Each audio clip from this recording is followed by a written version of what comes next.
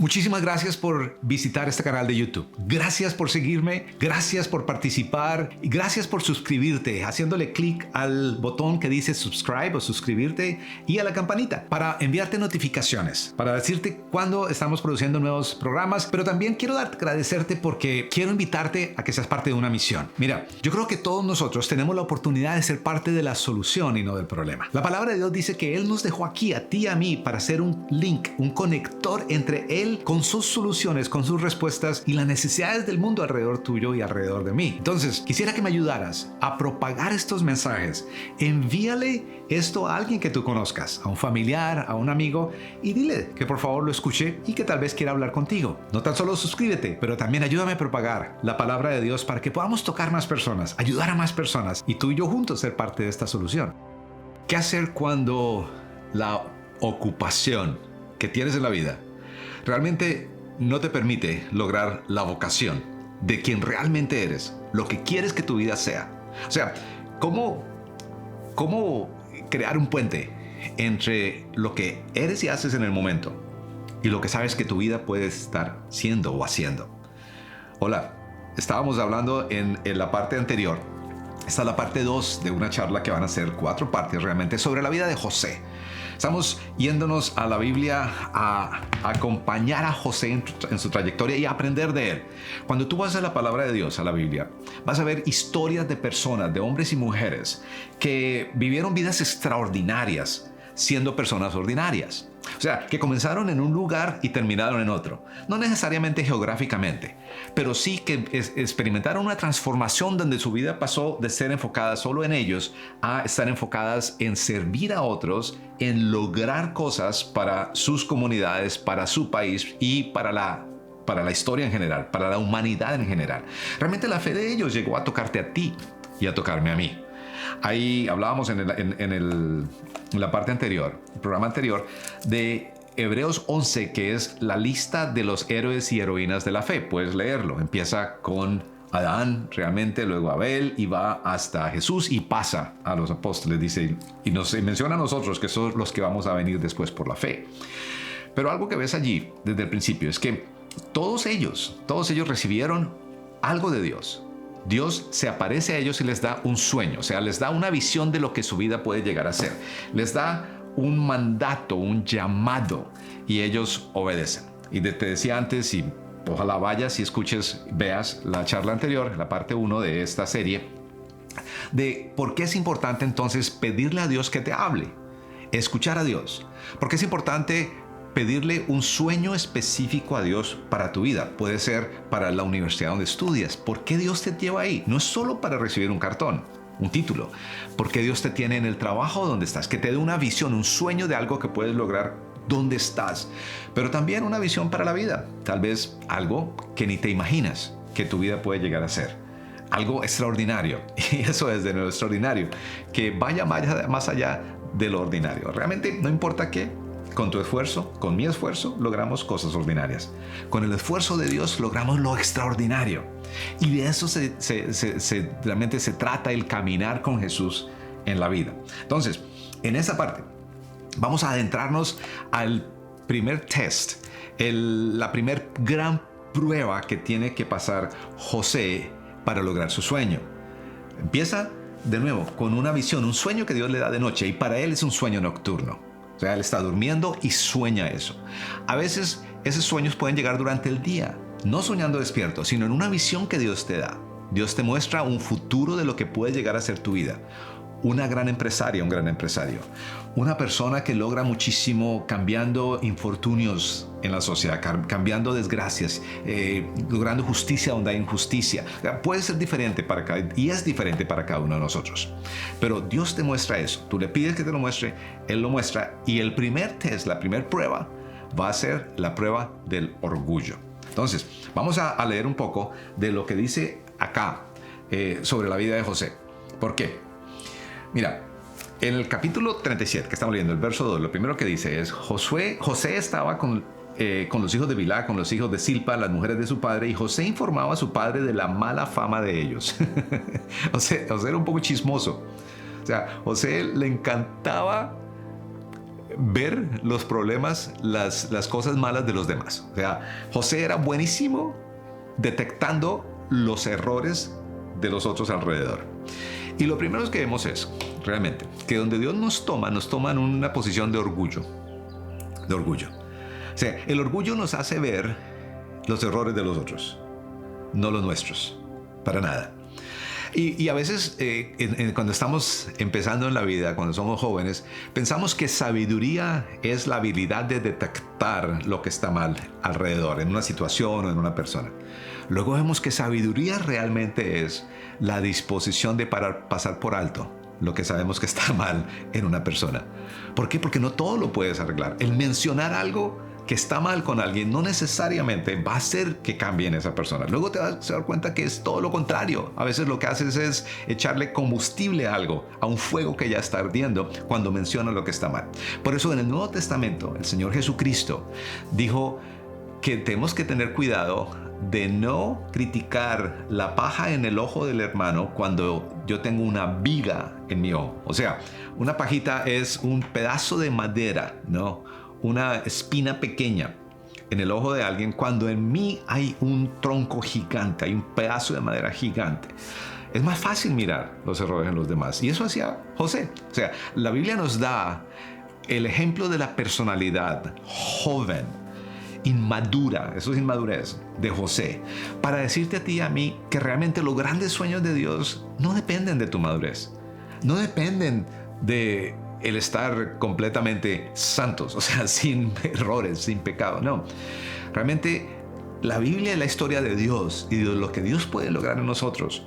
No es la historia de seres humanos simplemente haciendo cosas, no. Es la historia de Dios. Dios creando la historia más bien. Y nos invita a ti y a mí a que seamos parte de ese manuscrito, que seamos parte de ese guión maravilloso de Dios. Entonces, primero que vemos en él era un joven inmaduro, orgulloso, y eso no detuvo a Dios para darle el gran sueño de su vida. Mira, el orgullo te hace también hablar más de lo que debes hablar. Siempre ocurre así. José le dice a sus hermanos esto, ya lo leímos en la vez pasada, pero quiero leerte algunos versos del capítulo 37. Dice, escuchen ahora este sueño que tuve. Resulta que estábamos en medio del campo haciendo manojos. Ellos, de nuevo, una sociedad agraria, trabajaban en el campo, era momento de la cosecha, de recoger lo que ya estaba grande, el trigo, el maíz, lo que fuera. Él dice, mi montón.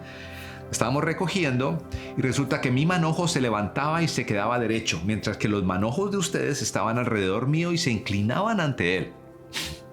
O sea, ¿por qué le cuentan los hermanos eso? ¿Por qué? La inmadurez nos lleva a hablar siempre más de lo que debemos hablar. Hay un verso de Proverbios que dice que el hombre sabio o la mujer sabia, aun cuando calla, es hallada por sabia.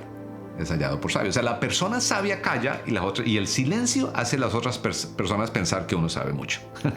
¿Te imaginas? Puedes engañar con el silencio. O sea, el orgullo y la inmadurez te llevan a hablar más de lo que debes hablar. Y eso está pasando con José.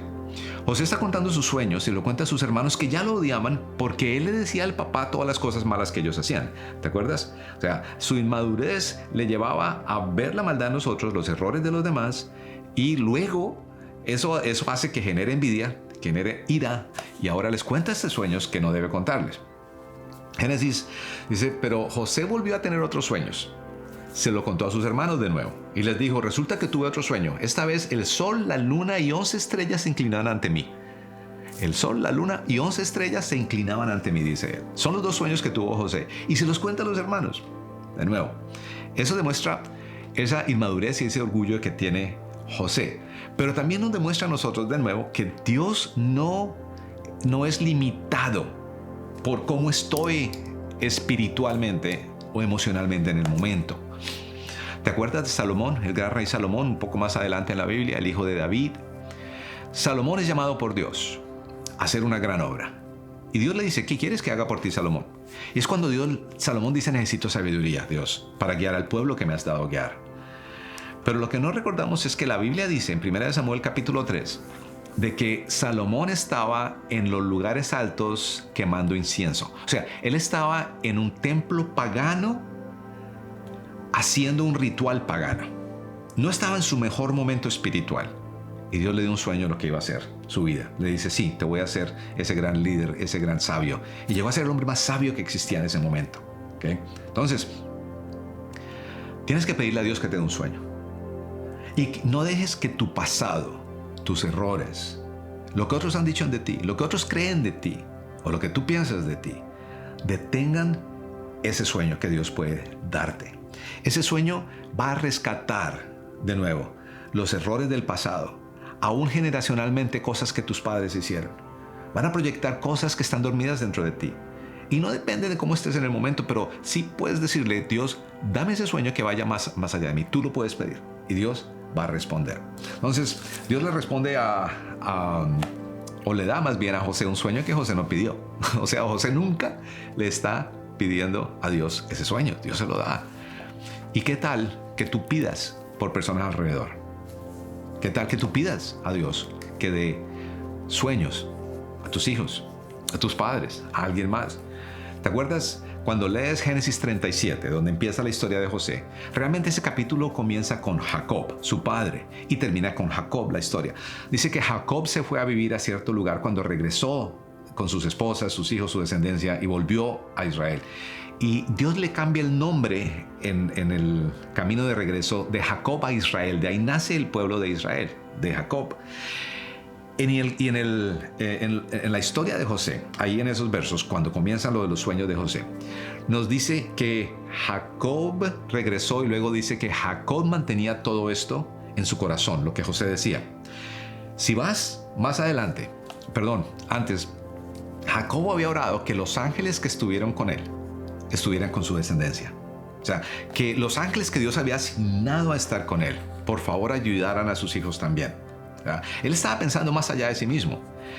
Y en la parte primera de esta serie terminábamos hablando de que tus sueños deben ser libres de ti. O sea, como cuando tomas un alimento que es libre de grasa, que es libre de azúcar, o sea, que no tiene eso, que tus sueños sean libres de ti. O sea, que no solamente sean ambición personal para ti, sino que te llevan a ti a lograr algo que disfrutas, que realizas, que proyectan tu potencial, pero que llegan a beneficiar a muchas personas, que se enfocan en otros, que es lo que también nos dice Filipenses 2 en el Nuevo Testamento, cuando nos llama a tener la actitud de Jesús, que es una actitud dejando el cielo, se despojó a sí mismo, se hizo ser humano, caminó acá entre nosotros para que nosotros recibiéramos esta gran bendición de la salvación, de estar conectados con Dios, de la vida eterna, de todo esto. ¿Okay? Entonces, el orgullo entonces no tan solo te hace inmaduro y te lleva a ver los errores de los demás y obviar los tuyos, te hace hablar más de la cuenta,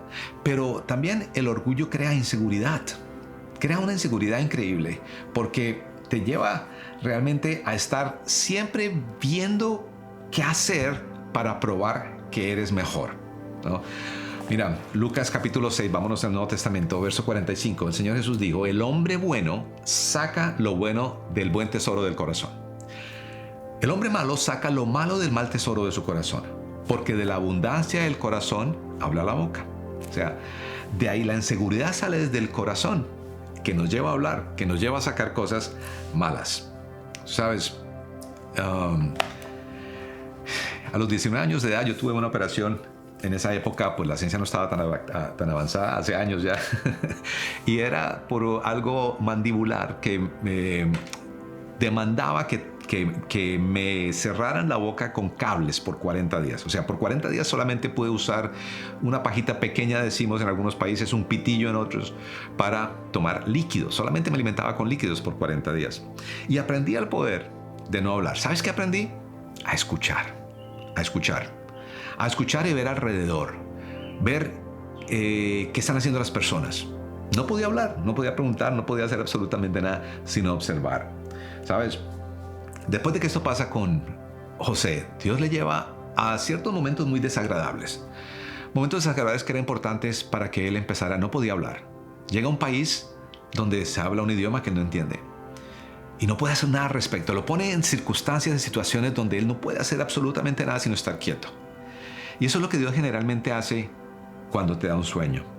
Eso es lo que Dios generalmente hace cuando empieza a prepararte para recibir el sueño que tiene para ti. Tal vez tú estás en ese momento de la vida ahora.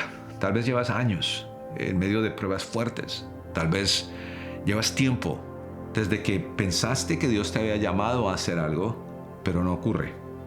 Solamente han venido prueba tras prueba. Solamente han venido adversidad tras adversidad. O simplemente hay un silencio. Hay un silencio largo, donde Dios parece haberse olvidado de ti. Pero lo que nos va a enseñar la historia de José es que Dios no se olvida de los sueños que te da, sino que cuando Él está en silencio, porque tú eres el producto en el que Él está trabajando. Cuando no hay nada ocurriendo alrededor, todo está ocurriendo dentro de ti, aunque tú no lo puedas ver. Entonces, sigamos leyendo qué pasa con José. Y es, Dios quiere que pase la prueba del orgullo, y lo hace trayendo personas y situaciones que no son de tu agrado. En el verso 19 y 20 del capítulo 37 dice esto. Dice, los hermanos de José estaban afuera trabajando y el papá Jacob le dice, José, yo quiero que vayas a ver a tus hermanos. José va afuera a ver a los hermanos, va con su túnica. Recuerdan que habíamos leído que como Jacob prefería a José sobre los otros 11 hermanos, le había hecho una túnica de muchísimos colores. Se la había fabricado él mismo.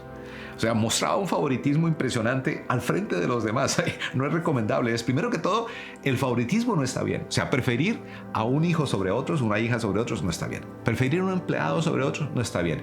Peor aún, hacerle a todos saber que tienes favorito o favorita. No está bien. Entonces, Jacob había cometido ese error y ahora José va a pagar por eso. José va a buscar a los hermanos y cuando los hermanos lo ven venir, de repente ven la oportunidad de hacer algo que estaba ya en su corazón. Dice así, miren. Dice, miren, aquí viene el soñador. Vamos, matémoslo ya, echémoslo en uno de los pozos y digamos que alguna mala bestia se lo comió y vamos a ver qué pasa con sus sueños. O sea, cuando Dios te da un sueño, todo va a girar en contra de destruir ese sueño. Los hermanos dicen, matémoslo y digámosle a papá que se lo comió una fiera y a ver qué pasa con esos sueños. ¿Sí ven? Ellos realmente estaban enfocados, eran en el sueño de José. A ver, si lo matamos, ¿se va a realizar el sueño? Si Dios te dio un sueño, no importa qué, el diablo no va a poder vencerlo. Mira, ¿sabes cuál era el sueño de Jesús? Tú, yo. Se llama la iglesia, su iglesia. O sea, la iglesia de Cristo es cada persona que sigue a Jesús, no importa dónde vivamos, no importa qué edad tengamos, no importa nuestras circunstancias, estemos en una cárcel o estemos libres. O sea, cada persona que sigue a Jesucristo, que quiere amar y obedecer a Jesús y lo que le enseña la palabra, se llama la iglesia. Y Jesús tenía un sueño y él lo dijo de esta manera. Dijo que yo voy a construir mi iglesia y ni aún las puertas del infierno van a poder detenerla. O sea, el infierno mismo empezó a tratar de detener el sueño de José. El infierno mismo va a tratar de detener el sueño que Dios te dé. Algo que Dios te da para lograr en tu universidad, en tu trabajo, en tu familia, en tu vida, en tu nación, para tu historia, para la humanidad. Cuando Dios lo da, Dios lo lleva a cabo. Cuando una de las universidades donde tuve el privilegio de estudiar, el fundador era un hombre que llegó a ser muy famoso en el mundo cristiano, Pat Robertson. Él creó la Universidad de Regent y también un programa, el Club 700, que se pasa en muchos lugares del mundo. Él solía decirnos algo interesante. Él siempre nos decía que cuando Dios da una visión, Dios provee lo que se necesita para la visión. Y lo decía de esta manera: Dios paga por lo que Él ordena. ¿Sí? O sea, cuando tú vas a un restaurante y te traen una cuenta que no es tuya, tú no la pagas, no es tuya. Pero si tú pediste eso, tú lo pagas. Y él decía, cuando Dios les dé un sueño, por más grande que sea, por más imposible que sea, si viene de Dios, Él va a pagar. O sea, Él va a proveer lo que se necesita para cumplir ese sueño. La provisión siempre sigue a la visión. Siempre. Y Dios va a proveer para José. Y vamos a ver cómo provee para él. Primero, el diablo quiere destruir estos. Ellos lo quieren matar, pero uno de los hermanos dice, no lo matemos. ¿Por qué no lo vendemos mejor? Vendámoslo. Vamos a decirle a papá que se lo comió una fiera, pero por favor no lo matemos. Supuestamente es una idea mejor. Dice, ¿por qué no lo vendemos? Vendémoslo como esclavo. Y la Biblia nos dice que ahí es donde Dios interviene de una manera espectacular. Mira, ¿cómo lo hace? Dice, cuando los mercaderes madianitas pasaron por allí, ellos sacaron del pozo a José y se lo vendieron a los ismaelitas por 20 monedas de plata. 20 monedas de plata aparece de nuevo en el Nuevo Testamento. ¿Te acuerdas? Judas y las 20 monedas de plata. Dice, cuando los mercaderes venían, Los hermanos, acompáñame usando tu imaginación. Están en el desierto, están apacentando sus ovejas, los rebaños, y meten a José dentro de un foso, dentro de un pozo que está vacío. Ahí lo tienen. Ya le han quitado la ropa, el pobre está desnudo. Ellos van a romper la ropa, le van a colocar sangre de animal y van a decirle al papá, se lo comió una fiera. Pero dicen, vendámoslo, saquémosle provecho a esto. Nos van a dar dinero, 20 monedas de plata. ¿Quién lo recoge? ¿Quién lo compra? Ismaelitas. Wow, para un segundo ahí. ¿Quiénes son los ismaelitas? Si vas atrás, 3 generaciones antes de José, ves que Abraham tiene 2 hijos, Isaac e Ismael. ¿Se acuerdan? Ismael es el hijo que viene por un error, porque la esposa Sarai le dice, yo no puedo tener hijos. Dios les había dado a ellos un sueño, pero no se cumple. Ya han pasado varios años y están en Egipto viviendo y su esposa le dice, ¿sabes qué? Yo no voy a tener hijos. Toma a mi criada Agar, llégate a ella, o sea, acuéstate con ella, que ella nos dé un hijo. Y Agar queda embarazada y les da a Ismael. ¿Okay? De ahí salen los ismaelitas. Mira que está, ¿te acuerdas que te dije que Dios va aún a rescatar cosas de tus ancestros a través de tu vida cuando te da un sueño? Mira que acá los hermanos están diciendo, vamos a destrozarlo, vamos a venderlo, vamos a olvidarnos de él. Vienen los ismaelitas. Un sueño de Abraham en el pasado, 3 generaciones atrás, ahora se convierte en un gran instrumento de Dios para cumplir su sueño en alguien. Un error de tus padres, un error de tus abuelos, no fue simplemente un error. Dios puede rescatar esos errores para hacerlos parte de los sueños de tu vida. ¿Sí? Tal vez lo que tú llames como infortunio, porque naciste sin saber quién es tu papá, de un error de tu mamá. Tal vez porque naciste en el lugar equivocado. No sé. El error de alguien no significa que Dios no puede lograr grandes cosas con tu vida. Dios va a usar esos errores aún para proyectar tu vida. ¿Y sabes qué? Dios va a usar tus errores para proyectar los sueños que Él tiene en otras personas, en tus hijos, en personas en tu trabajo, en personas que van a depender de ti. Dios puede hacerlo. Por eso que tus sueños sean libres de ti, que vayan más allá de ti, es el gran llamado de Filipenses capítulo 2. Ok, sigamos adelante. Dice que lo vendieron. ¿Dónde llegó? Lo vendieron a Egipto. Dice, en Egipto los madianitas, los de Ismael, lo vendieron a Potifar, que era un oficial de Faraón y capitán de la guardia. Wow. ¿Te imaginas eso? José termina ahora trabajando, viene como esclavo, pero lo compra el director de la guardia de Faraón. O sea, inmediatamente él pudo haber terminado en cualquier otro hogar, cualquier otra casa, pero termina trabajando para alguien que tiene el potencial de proyectarlo de una manera increíble. O sea, termina en un muy buen lugar. Es Dios llevando a cabo su sueño en José. Luego leemos qué pasa cuando José llega a la casa de Potifar. La Biblia dice ahí, un capítulo después, en el 38, el versos 2 y 3, dice, pero el Señor estaba con José y éste prosperó la casa de su egipcio, de su amo. Y su amo se dio cuenta de que el Señor estaba con él, con José, y lo hacía prosperar en todo lo que emprendía. Entonces, ¿qué está pasando en la vida de José? José, Dios recibe su sueño. Por su orgullo, la inmadurez, la inseguridad, la ambición incorrecta, todo esto que lleva al orgullo, su sueño le lleva primero a lo adverso, a que las personas alrededor de él no lo quieran, sus hermanos, y lo quieran destruir. Le dicen al papá, a Jacob, que una fiera se lo comió. Le llevan la túnica de colores llena de sangre, pero realmente lo han vendido y lo mandan a Egipto.